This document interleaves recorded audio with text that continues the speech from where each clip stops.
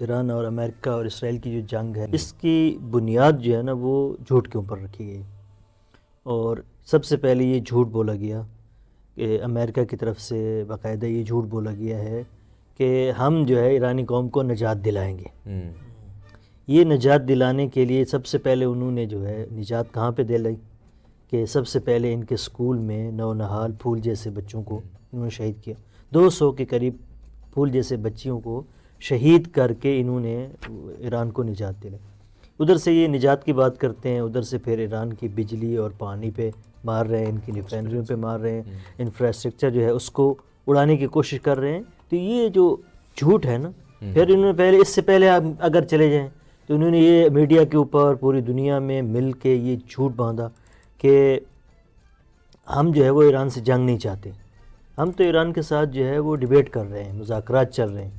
اور انہی مذاکرات کے درمیان دوسری مرتبہ انہوں نے پھر ایران پر حملہ کیا۔ اور آپ آئے دن جو ہے وہ جو سپر پاور ہے، اپنے آپ کو سپر پاور سمجھتا ہے،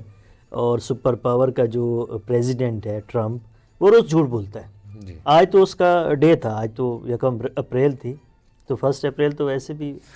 اگرچہ اس کے لیے روزانہ یہی ہے، ہاں، اگرچہ اگر تمغہ دیا جائے جیسے کہ بعض لوگوں نے اس کو نوبل پرائز کے لیے بھی نامینیٹ کیا تھا، اگر اس کو اپریل فول کے لیے نامینیٹ کیا جائے تو وہ بہترین کینڈیڈیٹ ہے میرے خیال میں۔ تو وہ جھوٹ بولتا ہے، اس نے ہزاروں جھوٹ بولے، ابھی پچھلے ان 10-12 دنوں میں کتنے جھوٹ بولے ہیں۔ کل اس نے ایک جھوٹ بولا ہے، آج آ کے پھر دوبارہ کل اس نے کہا کہ یہ اپنا ہرمز کھلے یا نہ کھلے کوئی آ کے کھلا سکتا ہے، ہمارے سے کوئی طرح ہم جنگ سے باہر نہیں کر رہے ہیں۔ آج اس نے کہا ہے کہ نہیں، جب تک یہ نہیں کھلے گا اور ہم وہ جنگ میں رہیں گے اور ایران پر حملے کریں گے، اٹیک کریں گے شدید۔ تو آغا عراقچی نے کا جو ٹویٹ تھا بیسیکلی وہ اس کے جھوٹ کی طرف تھا، اور اس کو مخاطب کر کے انہوں نے یہ کہا ہے کہ اے ٹرمپ، تم نے جو کیلکولیشن کی ہوئی تھی دنیا کے بارے میں وہ اور ہے، ایران کے بارے میں جو آپ کی کیلکولیشن تھی وہ آپ کی غلط تھی۔ کہا کہ آپ نے جو کیلکولیشن کی ہے اور جھوٹ پر مبنی بیانیہ بنایا ہے شروع سے ہی، اور ابھی بھی آئے دن نیا جھوٹ بولتے ہیں،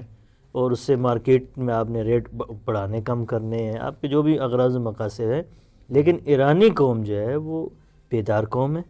اور